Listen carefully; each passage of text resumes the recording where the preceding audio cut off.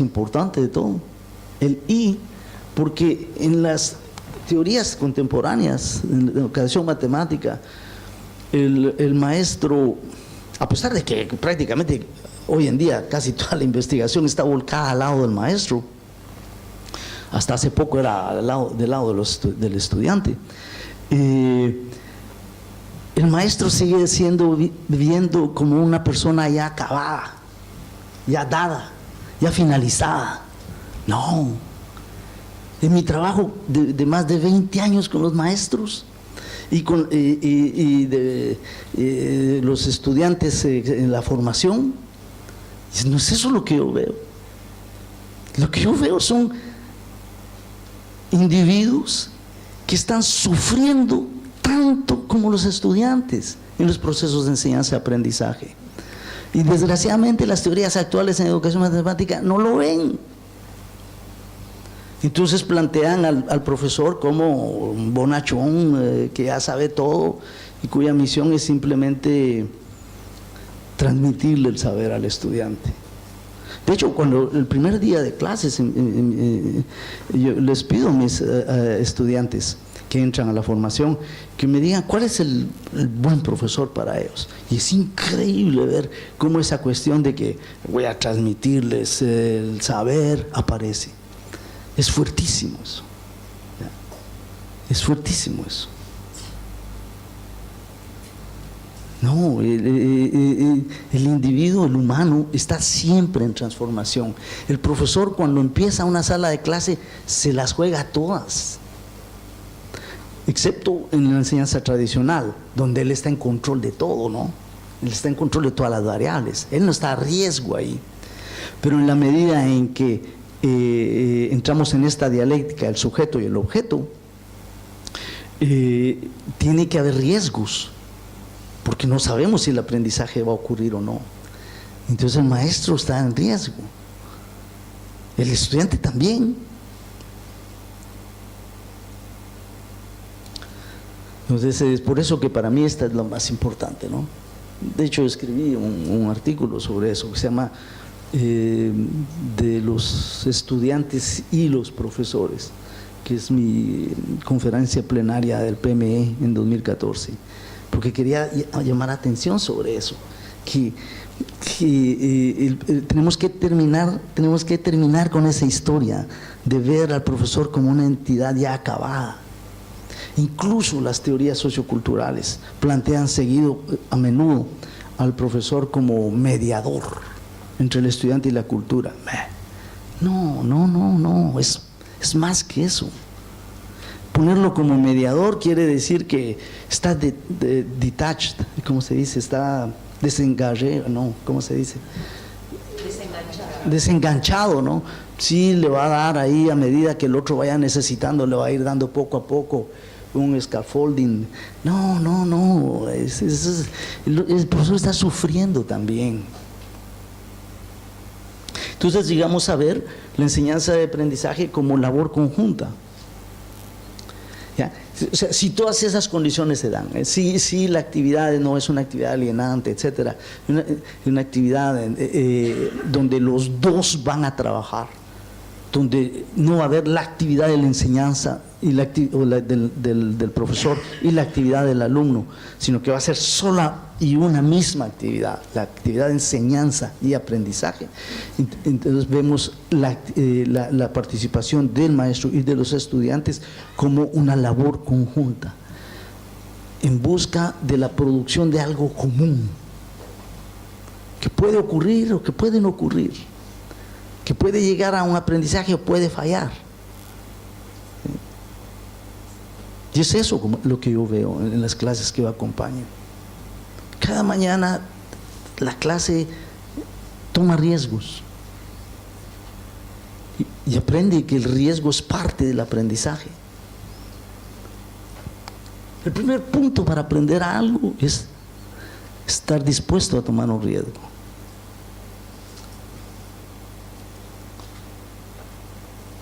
¿Cuánto tiempo me queda? 20 de presentación. Sí, ok. No sé, 20, ahí Ok. Bueno, entonces voy a pasar esto. Entonces, la actividad, yo les decía pues que la vemos de otra manera, ¿no? Es una forma de vida, es un sistema. Y como sistema tiene fases porque se mueve, ¿no? La actividad es algo que se mueve. Empieza con la lección de matemática y termina cuando suena la campana o el timbre y ya se acabó, ¿no?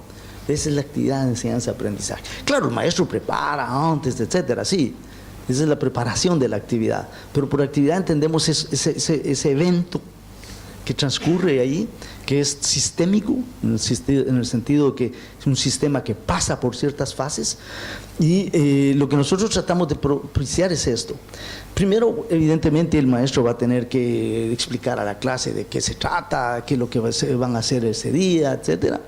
Pero luego, el maestro ha preparado las preguntas matemáticas que va a poner, la organización, que eso y de hecho ya es todo un trabajo, ¿no? Es el diseño de lo que nosotros llamamos la tarea. Distinguimos actividad y distinguimos tarea. La tarea es la organización compleja de las preguntas y los problemas que se le van a dar a los niños. A cada actividad hay una tarea asociada. Y esa tarea está constituida de una secuencia de problemas. Y cada problema puede tener una o varias preguntas, ¿no? Bueno. Y luego los niños empiezan a trabajar en pequeños grupos. ¿Sí? Luego la maestra que está aquí viene y discute con ellos. Y trata de empujarlos más lejos. Ay, los desafía y luego puede hacer discusiones generales. ¿Sí? Puede ser discusiones generales para que los niños comparen, por ejemplo, y debatan y critiquen producciones de otros grupos. ¿Ya? Se trata de capitalizar o de maximizar los esfuerzos, la energía que han gastado los niños en producir ideas. Un grupo produce una idea, otro grupo produce una idea. Entonces hay que exponer esas ideas a toda la clase para que haya un debate detrás de eso. Pero también la maestra puede organizar discusiones locales. Por ejemplo, mira que un grupo acá hizo de una manera, otro grupo allá hizo de otra manera, y puede invitar a esos dos grupos, no toda la clase, ¿no? Puede invitar a esos dos grupos a que discutan entre ellos. Otros dos grupos van a discutir por allá, etcétera. No es exactamente una discusión general como esta, donde todos los grupos están oyendo.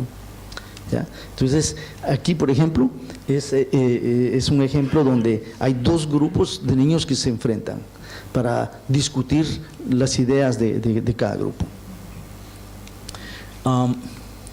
Voy a dar entonces en el tiempo que me queda un ejemplo que viene de tercer grado de primaria, que tiene que ver con ecuaciones.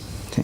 Entonces aquí los niños están encontrando un saber cultural y lo que nosotros tratábamos de hacer era de crear las condiciones, la actividad de enseñanza-aprendizaje más rica posible para que ese encuentro con las ecuaciones fuese profundo, ¿no?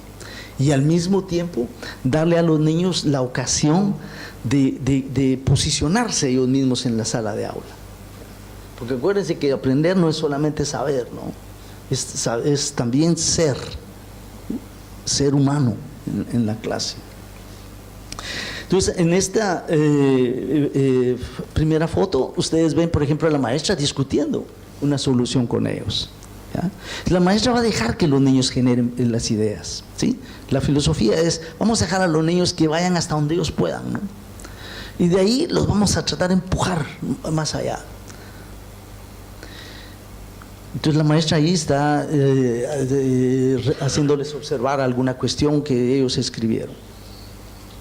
En la otra foto está lo mismo, hay otra discusión. En esta foto de acá, ustedes miran en el pizarrón ahí, que los niños empezaron a resolver ecuaciones Ahí todavía no estamos a nivel del álgebra simbólica, estamos a nivel de un álgebra material, digamos, o un álgebra con objetos concretos. Entonces hay incógnitas que son ciertos objetos y números que son otros objetos. Y entonces los niños, a través de acciones kinestésicas, despejan la ecuación y despejan la incógnita. En este de acá se mira, por ejemplo, aquí la cuestión es, aquí hay un número de estas cartas que no sabemos cuál es, esta es la incógnita. Hay un número X de cartas aquí adentro, un número de X de cartas aquí adentro y aquí también. Y entonces ahora va ella a quitar este de acá, y luego va a quitar uno de estos rosados de acá, y va a ir sucesivamente despejando la ecuación. ¿Ya? Eso fue lo que habían hecho estos niños. Hay otra, durante esa semana que trabajamos con ellos álgebra, y aquí lo que ustedes ven es uno de esos encuentros entre los dos grupos. Entonces, ¿en qué consistía la actividad a la que voy a platicar en este momento? Consistía en que ahora no les dábamos ecuaciones a los niños, sino que les pedíamos que inventaran una historia, que tradujeran esa historia en ecuación, no simbólica, porque no estábamos en ese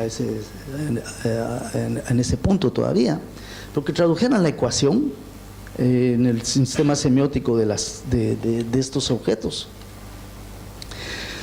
Luego que resolvieran la ecuación, ¿sí? Eso es lo que tenían que hacer. Luego la copia de un grupo se le iba a dar a otro grupo y viceversa. Y los miembros del grupo tenían que discutir sobre las bondades y los defectos o las cosas a mejorar del otro grupo. Entonces, esta es la historia que escribe un grupo. Dice: para Navidad, Kalin recibió 3 cajas de Webkinz. Webkinz son esos animalitos que son muy populares en Canadá. Es una compañía canadiense que los hace. 3 cajas de Webkinz, y Samantha recibió una caja. Kalin tiene ya 4 Webkinz y Samantha tiene ya 28 Webkinz. Ahora los dos tienen la misma cantidad de Webkinz, ¿sí? Esa es la historia que ellos hacen. Esta es la traducción en ecuación, ¿sí? Y esta es la solución. No sé por qué me hace esto. Y esta es la solución de la ecuación. Entonces ellos quitan uno aquí, quitan uno acá, etcétera. Luego quitan uno acá, quitan uno acá, y luego les queda entonces que 2 cajas son iguales a 24, y entonces deducen que de ahí una caja es igual a 12, ¿ya? El otro grupo, ¿qué hizo el otro grupo? El otro grupo lo que hizo fue escribir esta historia. Martín tiene 10 etiquetas en su colección, recibe un sobre de etiquetas para su aniversario.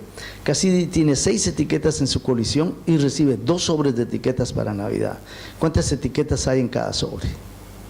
¿Sí? Entonces, esta es la ecuación. ¿Cómo? Esta es la ecuación, ¿sí? Y aquí la solución va así. Quitan de un solo golpe, quitan un montón acá, quitan 6 acá, quitan 6 acá, quitan un sobre acá, quitan un sobre acá, y les queda que este es igual a 4, ¿no? ¿Ya? Entonces esta es la solución del otro. Entonces, este es el primer equipo. Este es el otro equipo, que le llamamos 4. Aquí están los estudiantes. Primero, aquí están ellos produciendo su propia historia, traducción y solución. Aquí está el otro grupo haciendo lo mismo. Aquí es el intercambio. la hoja de este grupo viene para acá y ahí están estudiando qué fue lo que hizo el otro grupo. Y luego el otro grupo, mientras tanto, está haciendo lo mismo, ¿no? Y aquí está el encuentro de los dos grupos. Antes de enseñarles el clip, el video, es un corto video de 1 minuto, quiero regresar a las historias que ellos plantearon. Una de las diferencias que los niños observaron ahí es que aquí hay preguntas y aquí no hay preguntas. ¿Sí? Entonces ahora se trata va a haber una discusión entre ellos si se requiere que haya pregunta o no. Perdón, pero en la derecha no dicen que sean iguales. No, y no dice que sean iguales, no dice que sean iguales, no. No, claro, ahí faltan cosas todavía, pero eso es parte de esa toma de conciencia, ¿ya? O sea, el punto ahí es que, claro, eso no es perfecto, ¿no? Yo no estoy diciendo que eso es perfecto, lo que estoy diciendo es, eso fueron las producciones de los estudiantes, y luego se crearon condiciones de sala de clase para que los estudiantes discutieran sobre eso. Entonces va a haber discusiones sobre eso, no va a haber discusiones sobre el hecho de que falta… lo que Carmen dice, ¿no? Por el contrario, la discusión va a centrarse sobre si hay o no necesidad de poner una pregunta, sobre la necesidad de poner o no un signo de igualdad, porque uno de los grupos no tenía igualdad en los dos lados de la igualdad, de la ecuación. Si era posible extraer elementos como hizo uno de los grupos, 4 a la vez, en vez de ir uno por uno. Entonces, por ahí donde se va a discutir el grupo. Pero el punto es que se crean las condiciones de sala de clase para que los niños con el maestro discutan de esas cosas. Esa es la toma de conciencia que estoy tratando de hacer mostrar acá. ¿Ya? Entonces, empieza así.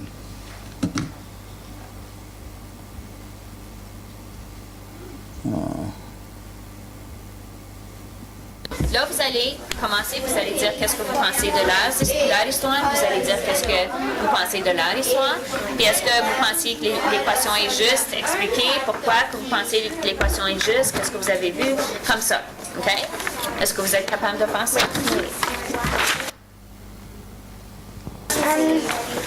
Qu'est-ce que ça a amené, c'est que votre histoire était claire, c'était beau, il n'y avait aucune faute, on pouvait bien le lire.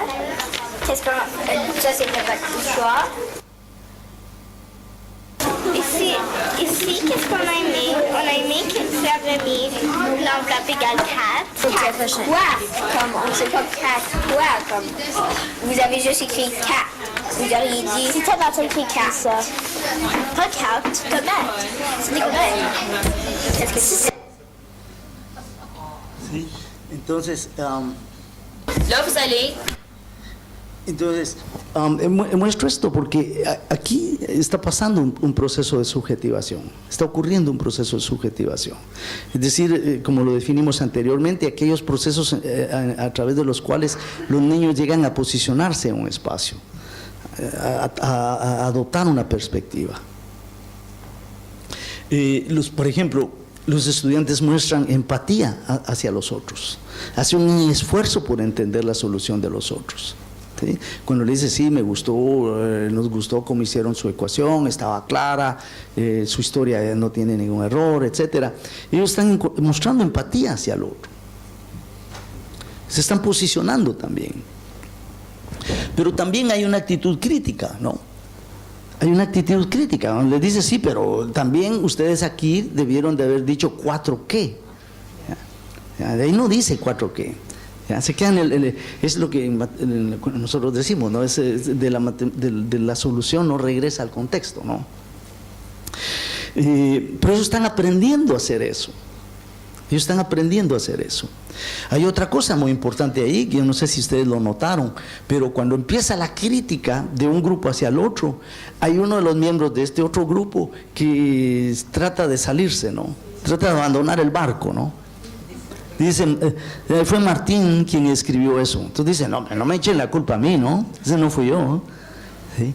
Entonces, esas son las cuestiones que los niños tienen que aprender. Ellos tienen que aprender a la responsabilidad.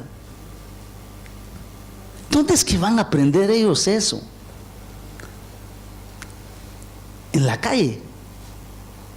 No, no es en la calle que lo van a aprender. ¿Dónde pueden los niños aprender la responsabilidad? En la escuela. ¿Dónde van a poder los niños hacer la experiencia de la democracia? Afuera.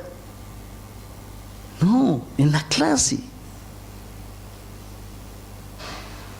¿Ya? Entonces, si la escuela se puede justificar, no es porque reproduce a la sociedad, sino porque al contrario, da la posibilidad a los niños, a las nuevas generaciones, de hacer experiencias que no pueden hacer en la sociedad. Claro, aquí la maestra no estaba alrededor, entonces ella no vio eso, ¿no? Pero en otros episodios, porque esto ocurre a menudo, ¿no? Cuando van las cosas mal, el estudiante se desengancha y dice, no, eso no fui yo, ¿no? Entonces, en otros casos, la maestra lo ha percibido y actúa. Y dice, no, pero es que si tú dices que cuando ustedes entregaron su hoja, tú la estás firmando, tú ya te estás comprometiendo con eso. Entonces, de ahí se va aprendiendo eso. Todavía tengo tiempo. Un minuto, ya, 0. Casi. Ya. Bueno, entonces no tengo tiempo de presentar eso, pero luego viene toda una Non, ça c'est pas une faute. On n'est pas supposé dire la faute. ahí viene toda una discusión muy intensa, ¿no? A la que, de hecho, la maestra va a participar.